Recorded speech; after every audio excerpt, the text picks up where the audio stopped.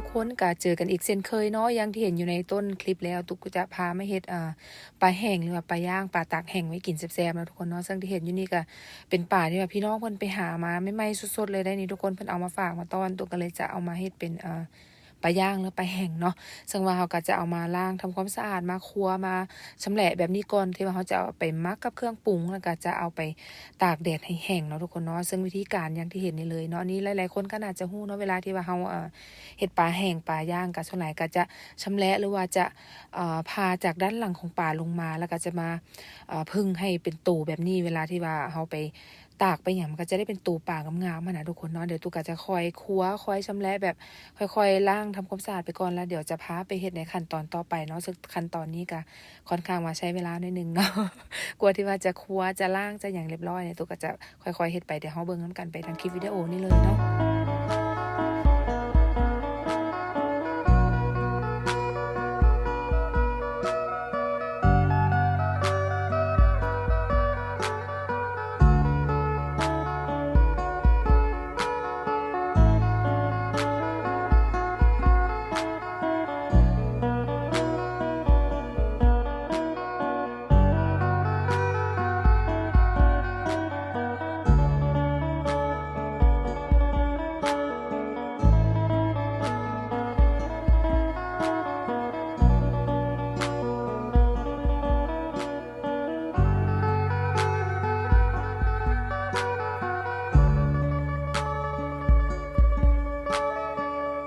ด้านในของปลาก็จะเห็นเลยเนาะทุกคนก็จะมีส่วนกระเพาะปลาหรืออีหยังทุกอย่างตัวนั้นก็เดี๋ยวเวลาเขาจะเอาไปล้างในน้ำอีกทีนึงเขาก็จะเอาออกเนาะทุกคนเนาะซึ่งว่าคลิปนี้หั่น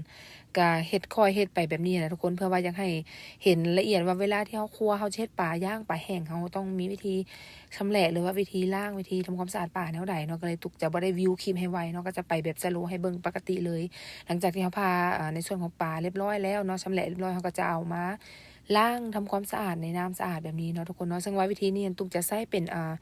หินส้มเนาะตัวนี้เอามาล้างเนื้อปลาหั่นน่ะมันจะได้ขาวแล้วก็จะได้แน่นได้ทุกคนเนาะถ้าว่าแต่ว่าผู้ใดหั่นที่ว่าบ่อยากใช้เป็นหินส้มใช้เป็นเกลือธรรมดาได้บ่ก็ได้เด้แต่ว่าตุกลองแล้วเฮ็ดหลายรอบแล้วเนาะแต่ถ้าว่าใช้เป็นหินส้มแบบนี้นะมันก็จะช่วยลดเอิ้นว่าใดปลาเนื้อปลาจะขาวจะแน่นแล้วมันก็จะบ่มีกลิ่นเหม็นกลิ่นต่วงกลิ่นคาวปลาหลายเวลาที่เราเอาไปตากนะทุกคนปลาก็จะแห้งจะ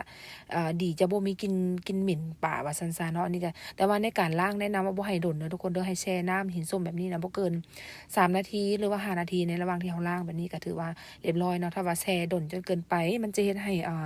เนื้อปลาเรามันขาวมาขาวม่านขาวซีดเกินไปนะทุกคนก็บ่เกิน3หรือ5นาทีก็ให้ได้ให้เอาออกจากน้ำหินส้มเราก็จะล้างให้เรียบร้อยให้เสด็จน้ำก่อนที่ว่าจะเอาไป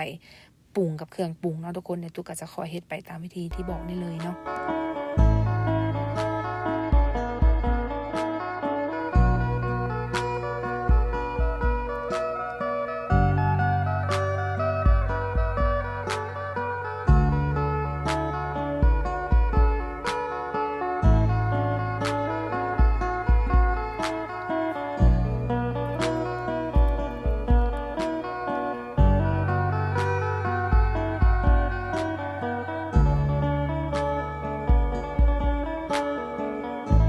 อันนี้ก็อย่างที่มื้อนี้เฮาล้างหลังจากเอา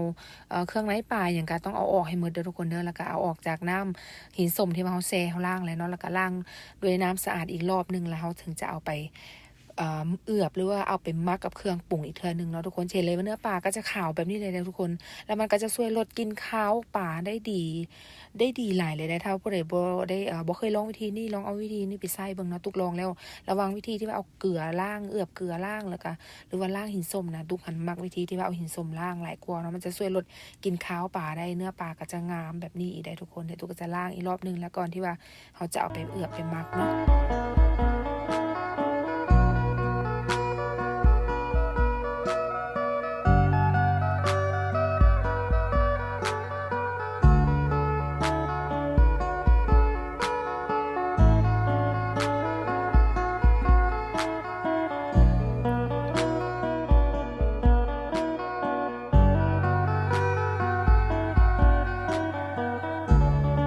อันนี้ก็ถือไว้เรียบร้อยเนาะปลาเฮาก็ล้างได้ประมาณนี้ทุกคนเดี๋ยวเฮาก็จะไป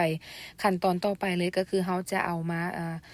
มักใส่กับเครื่องมักเนาะซึ่งตุกจะมาเปลี่ยนใส่ภาชนะที่มันใหญ่มันกว้างขึ้นแหละทุกคนเพราะว่าเวลาที่ว่าเฮาเอือบเฮา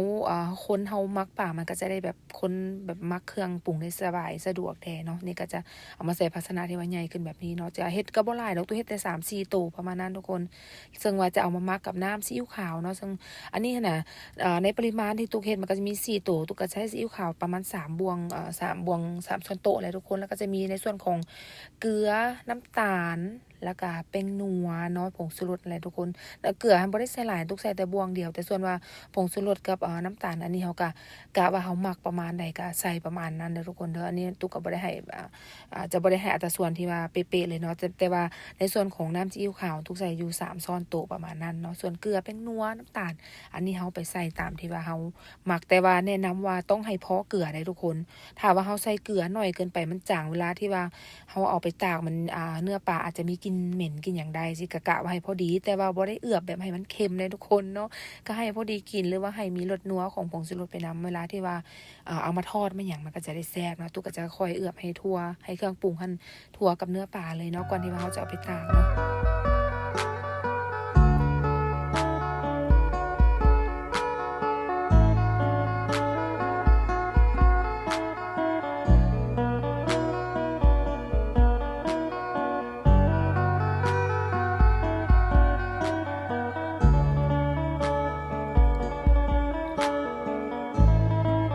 อันนี้ก็หลังจากที่เรามักกับเครื่องปรุงทุกอย่างเข้ากันเรียบร้อยทั่วถึงเนื้อปลาแล้วนี่ก็จะมาในขั้นตอนต่อไปเลยก็คือจะเอามาตากเนาะซึ่งว่าตากตัวมันจะมีตะนางที่ว่าเราใส่แบบนี้แหละกันแมงไหม้กันแมงวันเนาะที่สำคัญคือแมงวันบ่ให้เข้าไปใกล้ไปแตะต้องอาหารเราได้เลยสิก็จะใส่เป็นตะนางที่ว่าสำเร็จรูปที่เขาจะเฮ็ดขายตามท้องตลาดเลยทุกคนก็จะมี10ฮีทฮูด10อย่างปิดเรียบร้อยเนาะนี่ก็จะเอามาใส่นี่ก็จะตากทั้ง4ตัวที่ว่าเฮามักมาแหละตัวก็จะเอามาใส่ในนี่แล้วก็จะตากการตากตู้จะตากไปประมาณ2แดด2มื้อพุ่นเลยทุกคนเพื่อว่าให้มันแห้งดีๆเนาะแต่ถ้าผู้ใดว่าบ่มักให้มันแห้งหลายเอาแดดเดียวมื้อเดียวได้บ่ได้คือกันถ้าว่าแดดแห้งๆเนาะแต่ว่าตู้หันอาจจะด้วยแดดมันบ่แห้งแน่ตู้ก็จะตากซ้ำไป2แดดเลยนี่ก็จะตากไปก่อนเนาะ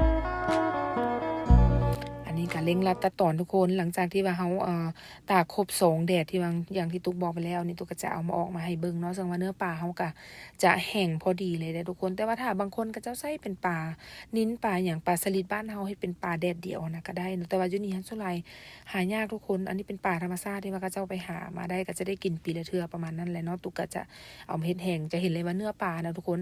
ห้ามฮ้องว่าสีงามเลยลองเอาวิธีล้างที่ว่าตุ๊กไปล้างในน้ำหินส้มเฮ็ดเบิ่งเนาะทุกคนเนาะก็จะได้เนื้อปลาที่แน่นที่งามตากแห้งๆแบบนี้นะเนื้อปลาก็จะบ่มีกลิ่น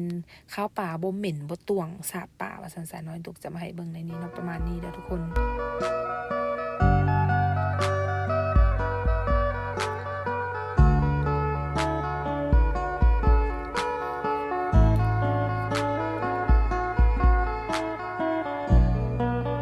ก็จะเห็นเลยเนาะว่าปลาเขาอันนั้น4ตัวที่ว่าเขาตากไปนั่นก็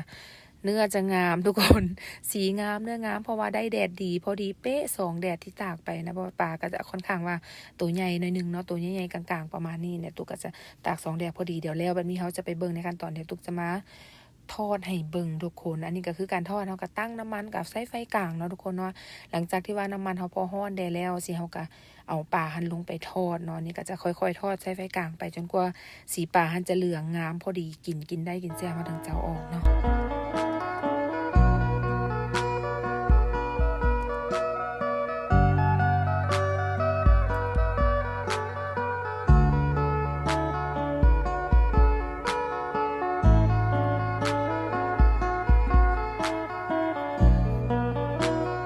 หนังปลาจะโพงขึ้นแบบจะพองขึ้นแบบนี้เลยทุกคนเนาะเพราะว่ามันถ้าปลาที่ว่าเนื้อปลาที่มันแห้งดีๆเวลาเอามาทอดมันก็จะโพงจะพองขึ้นแบบนี้เลยทุกคนสีเหลืองประมาณนี้หันก็ถือว่าใช้ได้ถ้าว่าเขาทอดให้มันดำเกินไปกว่านี้นะมันจะขมมันจะบ่แซ่บทุกคนเนาะเอากระทอดให้พอแบบสีเหลืองทองพอดีกินประมาณนี้ก็ถือว่าได้ก็จะยกออกจากน้ำมันเลยเนาะในตัวก็จะออกแล้วไปพักไว้ให้เสด็จน้ำมันเนาะ